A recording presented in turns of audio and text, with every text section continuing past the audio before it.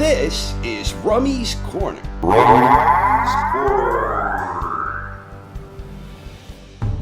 Good evening, boxing fans, and welcome back to the latest installment of the Top 10 by Decade ranking experiment.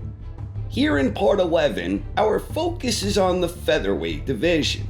As always, we will be utilizing Ring Magazine's rich archive of historical rankings in order to try and objectively determine the top 10 featherweights from each decade. Ring Magazine began doing annual rankings for the featherweight division way back in 1924. So for our purposes here, we are going to start with the first full decade with a complete data set of rankings. The 1930s. At the conclusion of 1930, these were the top-rated featherweights according to Ring Magazine. Battling Battalino will receive 10 points for being the top name on the list. Next is Eddie Shea, and he gets 9 points. We continue awarding points in this fashion until we get to the 10th name on the list, Johnny Cuthbert, and he receives 1 point. Nell Tarleton is the 11th name in the rankings, but we are only concerned with the top 10 names. If we go ahead and do this for every year from 1930 through 1939, the final result looks like this. Freddie Miller topped the list with 46 points, and you could see that he was rated 6 different years, which was more than anyone else from this decade. Henry Armstrong was second with 31 points, and for Armstrong, this is the third appearance on a top 10 decade list. He also finished as a top 10 welterweight in both the 1930s and the 1940s. Moving on to the 1940s, Willie Pep finished first with a tremendous 79-point total. There is an inherent World War II bias in this scoring system, where champions during the war years benefited under the system back when the titles were frozen. But I'm not sure that this had as big an impact as it may have had with Tony Zale from middleweight or Gus Lesnovich from light heavyweight. Pep's impressive streak of dominance in the weight class stretched well beyond the war years, and you can see that as we move ahead into the 1950s. Pep still did enough in the early 50s to land another top 10 finish, but his rival Sandy Sadler topped the list in this decade with an outstanding 70-point total.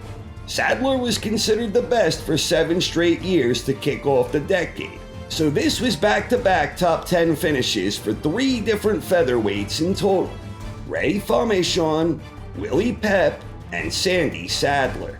In the 1960s, Howard Winstone had the best overall score with 48 points. But as you can see, he was never considered the best featherweight by Ring at the conclusion of any of these years. But he was, however, considered among the best featherweights for 8 out of 10 years, and that's what enabled him to finish first. And for Davey Moore, this was his second consecutive decade where he finished as a top 10 featherweight. Marching ahead to the 1970s, Danny Lopez is at the top with 55 points. He had a comfortable lead over second place Eder Joffrey. And then tied for 4th place, we have Alexis Arguello. And for Arguello, this is his 3rd top 10 finish. He also finished top 10 as a 1980s lightweight and as a 1970s junior lightweight. So Arguello joins an elite group of boxers who have 3 or more top 10 finishes. Looking at the 1980s, Eusebio Pedroza finished first with a solid 55-point total. He beat out Azuma Nelson, who had an impressive 45-point total of his own. This is the 2nd top 10 appearance for Nelson, who was also a top 10 junior lightweight in the 1990s. It was also the 2nd top 10 finish for Rocky Lockridge, who was also a top 10 junior lightweight in the 1980s. And Jeff Fennick was a top 10 junior lightweight in the 1990s, so 2 top 10 finishes for him as well.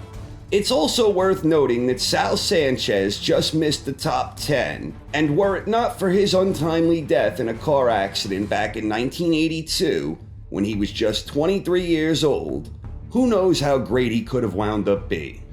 Moving along to the 1990s, Tom Johnson scored the highest with 46 points, and he just edged out Luisito Espinosa and Nassim Hamed, who were tied for second with 44 points.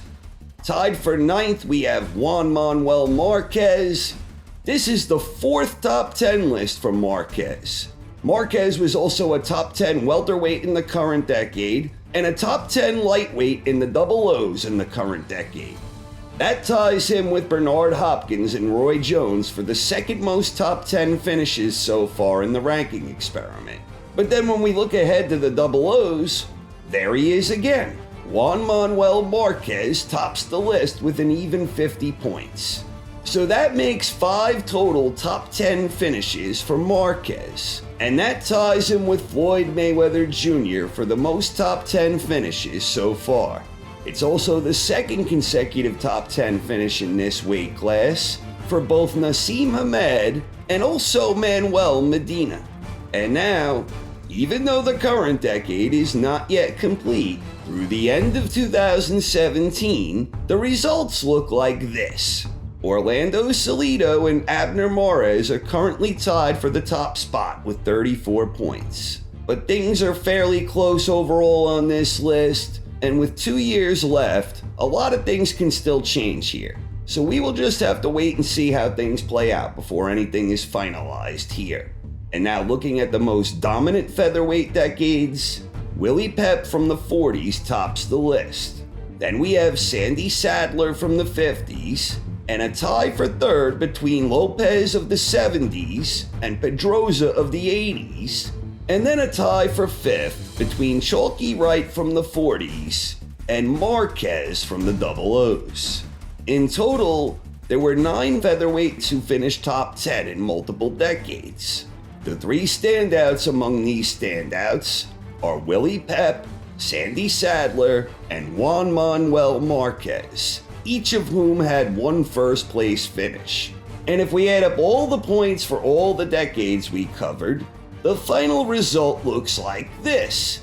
Willie Pep finished first with an incredible 113 points. And right behind him was 4-time foe Sandy Sadler, and he scored an even 100 points.